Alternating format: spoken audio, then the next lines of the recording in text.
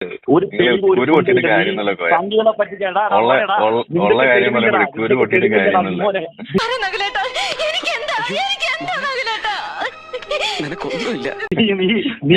നിങ്ങള് വാല് പൊക്കണ കാണുമ്പോ നമുക്കറിയാം. നിങ്ങൾ വാല് പൊക്കിയാൽ ഇടുന്ന ചാണകം ഒട്ടകത്തിന്റെ ചാണകമാണെന്നേ നമുക്കറിയാം. അയ്യേ ചമ്മിപ്പോയി എഴുന്നേക്ക് കോയ പോട്ടെ. കോയ എഴുന്നേക്ക് കോയ.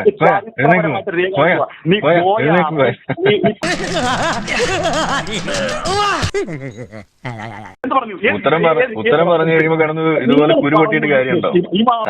സാറല്ല കോയ, കുരു പൊട്ടി ഇങ്ങനെ ഇരിക്കും. എനിക്കറിയാം നിങ്ങളെ കുരു വലിയൊരു കുരുവായിരുന്നു. ചെല്ലു കോയ, തേഞ്ഞു കോയ. തേയാൻ വേണ്ടി കോയയുടെ ജന്മം പിന്നെയും അറിയാത്ത പിള്ള ചൊറിയപ്പോൾ അറിയും. People call me Uche. This is my entertainment. ഇവൻ പോയാ വീഴൂ, ഞാൻ വീഴ്ത്തും. ഓക്കെ. നമസ്കാരം, ആരാണ്? ആരിഫ് ഹുസൈൻ അല്ലേ?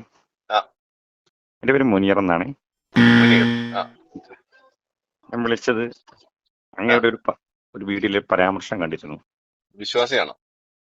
ഞാൻ വിശ്വാസിയാണ്. പറയൂ, ഏതാണ് പരാമർശം ഇതായിരുന്നു.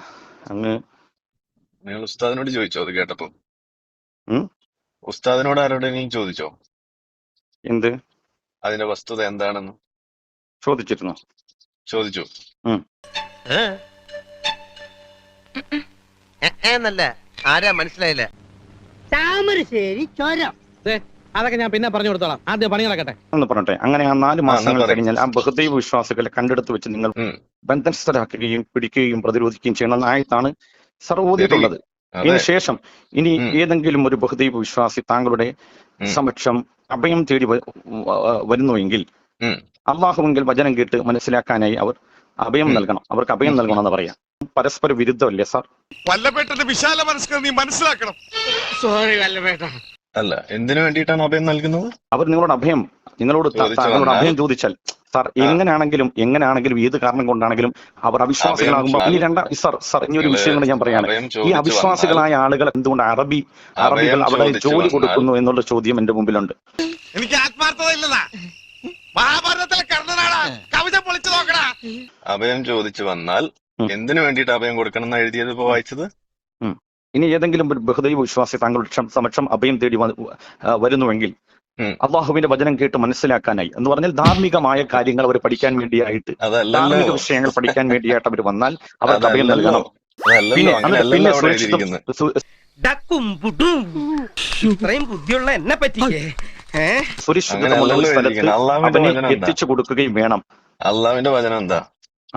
ദൈവത്തിന്റെ വചനം എന്താണ്?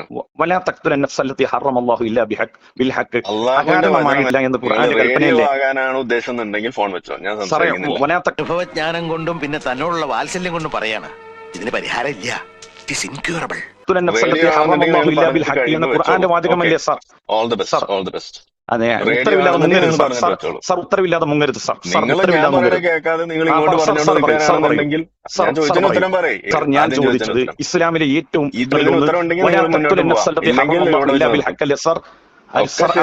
ഒക്കെ ശരി.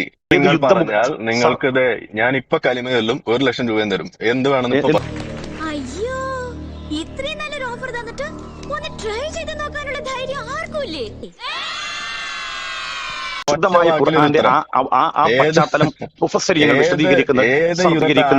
നിങ്ങൾ പറഞ്ഞാൽ ഞാൻ ഇത് ഓൺ ദ സ്പോട്ട് കലിമയൊല്ലും.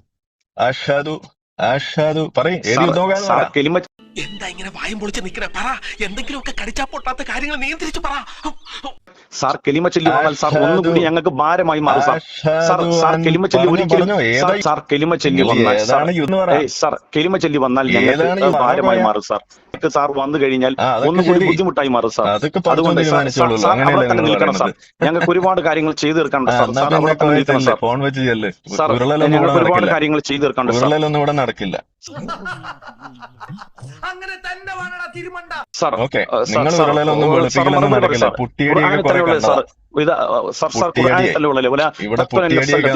ഖുർആനിൽ തന്നെയുള്ള സാർ എന്തിനാണ് സാർ മറ്റുള്ളവരെ വഞ്ചിക്കുകയും പറ്റിക്കുകയും വിവരമില്ലാത്തൊരു ജനതയെ പറ്റിക്കുകയും ചെയ്യുന്നതിന് സാർ എങ്ങനെ എന്നെ ഹനുമാനിലായിരുന്നു എല്ലാരും വിളിച്ചിരുന്നത് ഈ മോന്ത കണ്ടിട്ടാ ചാട്ടം കണ്ടിട്ട് സാർ ഇങ്ങനെ പറ്റിക്കുന്ന മറ്റുള്ള ആളുകളെ എങ്ങനെ പറ്റിക്കാൻ കഴിയുന്നു സാർ മറ്റേ എങ്ങനെ പറ്റിക്കാൻ കഴിയുന്നു സാർ സാർ എത്ര നാളെ കള്ളം പറഞ്ഞ് പിടിച്ചു നിൽക്കും സാർ സാർ രാഹുൽ ഈശ്വറിന്റെ മുമ്പിൽ സാർ ഉത്തരം മുട്ടിപ്പോയല്ലോ സാർ രാഹുൽ ഈശ്വറിന്റെ മുമ്പിൽ സാർ ഉത്തരം മുട്ടിപ്പോയി സാർ സാർ തോറ്റുപോയല്ലോ സാറേ രാഹുൽ ഈശ്വർ ചോദിക്കുന്ന പല ചോദ്യങ്ങൾക്ക് സാറിന് മറുപടി ഇല്ലാതായി പോയല്ലോ സാർ സാർ ഭയങ്കര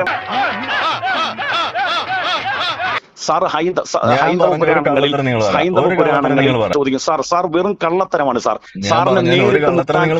നേരിട്ട് മുട്ടാൻ സാറിന് കഴിയാത്തത് കൊണ്ട് സാർ മുഹമ്മദ് നബിയുടെ കല്യാണത്തെ കുറിച്ച് പറയുന്നതിൽ എന്തെങ്കിലും സത്യമുണ്ടോ സാർ കള്ളത്തരം ഒഴിവാക്ക് സാർ കള്ളത്തരം ഒഴിവാക്കി സത്യം പറയാൻ നോക്ക് സാർ കള്ളത്തരത്തിന്റെ ആളായി മാറല്ലേ സാർ വെറും കള്ളത്തരമായി മാറല്ലേ ഒരു സമുദായത്തെ പ്രതികൂട്ടിലാക്കാൻ വേണ്ടി സാർ കാണിക്കുന്ന ഈ നുണകള് അത് വലിയ താമസമില്ലാതെ പൊളിഞ്ഞു പോകും സാർ പൊളിഞ്ഞു പോകും സാറേ.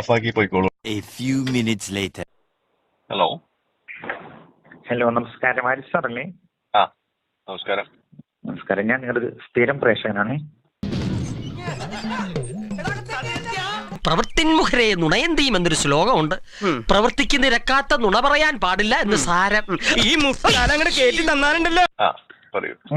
അങ്ങനെ ഒരു വീഡിയോ ഞാൻ കണ്ടിരുന്നു. അങ്ങ് ജാമിദ ടീച്ചറും കൂടി ഒരു ചർച്ചയില് അബ്ദുള്ള മുഹമ്മദ് നബി സല്ലല്ലാഹു അലൈഹി വസല്ലമ തങ്ങളുടെ ഉപ്പ അബ്ദുള്ള മരണപ്പെട്ട് 4 വർഷത്തിന് ശേഷമാണ് ആമിന എന്നവർ ഗർഭിണിയായത് എന്നൊരു വീഡിയോ ഞാൻ കണ്ടിരുന്നു.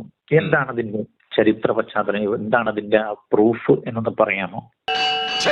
ഇത് വലിയ പൊല്ലാപ്പായല്ലോ, മനുഷ്യൻ എങ്ങനെ വീഡിയോയിൽ തന്നെ പറയുന്നുണ്ടല്ലോ പ്രൂഫിനെ കുറിച്ച്.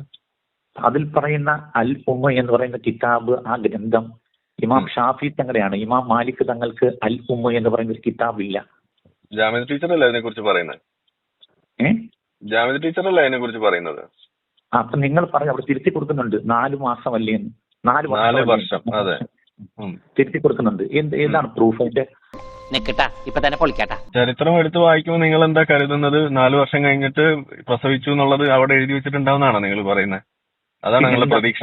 അങ്ങനെയല്ല അവിടെ എഴുതി വെച്ചിട്ടുള്ളത്. അങ്ങനെയല്ല അതിനകത്ത് നിങ്ങൾക്ക് കാണാൻ കഴിയുക. നിങ്ങൾ കാണാൻ കഴിയുക അബ്ദുള്ളയുടെ സഹോദരനും സഹോദരന്റെ മകനും അതുപോലെ അബ്ദുള്ളയുടെ മകനുമായിട്ടുള്ള ഇവര് തമ്മിലുള്ള പ്രായ വ്യത്യാസവും അവര് തമ്മിലുള്ള കാര്യങ്ങളും കണക്കൂട്ടി നോക്കുമ്പോൾ അവിടെ ഇങ്ങനെ ഒരു ഡിസ്പാരിറ്റി കാണാൻ പറ്റും. ആ ചരിത്രം എഴുതി വെച്ചതിൽ അത് കണക്ക് കൂട്ടുമ്പോഴാണ് അത് 4 വർഷത്തിന്റെ വ്യത്യാസം കാണാൻ കഴിയുന്നത്. മനസ്സിലായോ?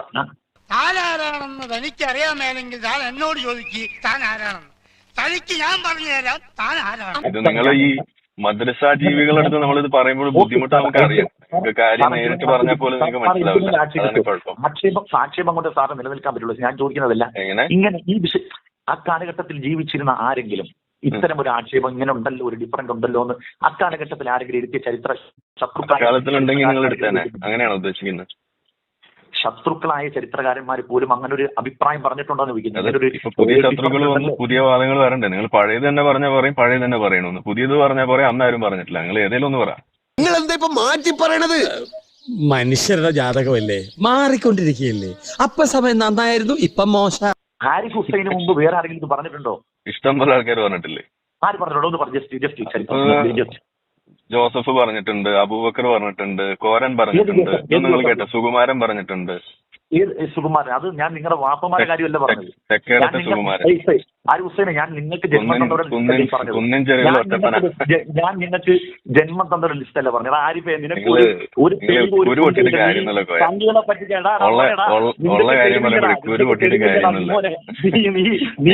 നിങ്ങൾ വാല് പൊക്കണ കാണുമ്പോ നമുക്കറിയാം. പറ്റിക്കാൻ വേണ്ടി അവിടെ ഇവിടെ ജോസഫ് പറഞ്ഞു നിങ്ങൾ വാല് പൊക്കിയാൽ ഇടുന്ന ചാണകം ഒട്ടകത്തിന്റെ ചാണകമാണെന്നേ നമുക്കറിയാം.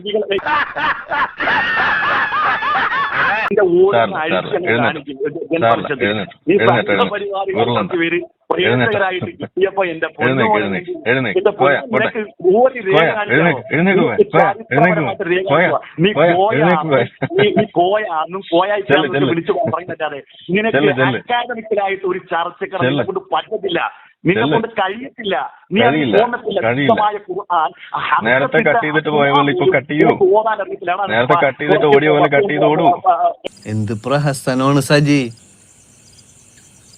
3 ലക്ഷത്തോളം വരുന്ന സംഘപരിവാറുകാരുണ്ടെങ്കിൽ അവർക്ക് ഈ പാവങ്ങൾക്ക് ഒന്നും അറിയത്തില്ല.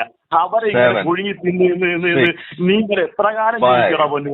നാളെ കുറച്ചു കാലമെങ്കിലും മനുഷ്യനായിട്ട് ജീവിക്കണം. കുറച്ചു കാലം നീ മനുഷ്യനായിട്ട് ജീവിക്കും. നീ ഇസ്ലാമിന്റെ ആദ്യക്കാരനാകണമെന്നില്ല. നിനക്കൊരു മനുഷ്യനായി കൂടെ. നീ ഏത് ആവശ്യത്തിൽ നിന്നാലും നിനക്കൊരു മനുഷ്യനായി കൂടെ. മുഹമ്മദ് നബി മരിച്ചു കഴിഞ്ഞിട്ട് 4 കൊല്ലം കഴിഞ്ഞാണ് പ്രസവിച്ചത്. എന്താ പഴയത് പറഞ്ഞാൽ പറയും പഴയത് തന്നെയാണോ പറയുന്നത്? പുതിയത് പറഞ്ഞാൽ പറയും ഇത് പണ്ടാരും പറഞ്ഞിട്ടില്ലല്ലോ. നിങ്ങൾ ഏതെങ്കിലും ഒന്ന് പറയുന്നേ.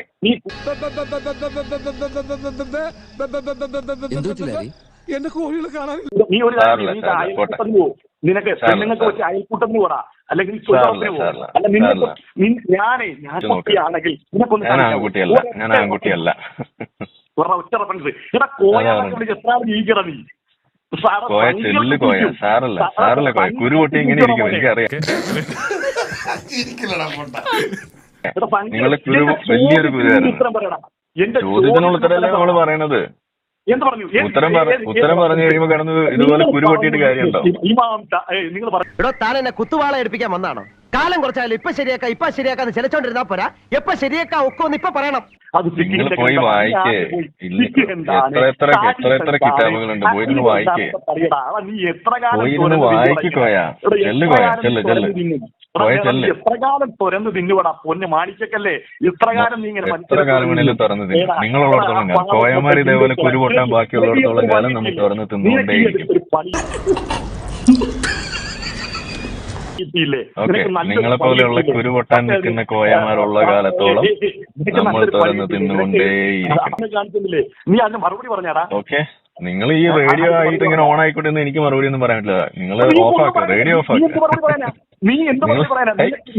മറുപടി പറയണമെന്നുണ്ടെങ്കിൽ നിങ്ങൾ റേഡിയോ ഓഫാക്ക്. അറിയാൻ വയ്യാത്ത നീ അതാ പറയണത്. നിങ്ങൾ റേഡിയോ ഓഫാക്ക്. നീ സംഖ്യകളെ വിളിച്ചിട്ട് റേഡിയോ ഓഫാക്കുന്നേ. അവരെ കൊണ്ട് തന്നെ നീ നിങ്ങൾ റേഡിയോ ഓഫാക്കുന്നേ. വായിക്കെടുക്കുന്ന എല്ലില്ലാത്ത നാവാന്ന് വിചാരിച്ച് എന്തെങ്കിലും കയറി വളച്ചൊടിച്ച് തിരിച്ചു മറിച്ച് വിളമ്പരുത് കേട്ടോ. ചെല്ലു. നീയൊക്കെ ചെല്ല്. ഇന്ന് വെളിച്ചെണ്ണ പ്രയോഗം കഴിഞ്ഞു. ഇന്നത്തെ വെളിച്ചെണ്ണ പ്രയോഗം കഴിഞ്ഞോ? ഇന്നത്തെ വെളിച്ചെണ്ണ പ്രയോഗം കഴിഞ്ഞോ? ഈ മനസ്സിൽ കുഷ്ടം വെച്ചിട്ട് എത്ര ദൈവങ്ങളെ ഫോട്ടോ ഫ്രെയിം ചെയ്തിട്ട് ഒരു കാര്യമില്ല. ഈ ഏരിയ കണ്ടുവരുന്നു.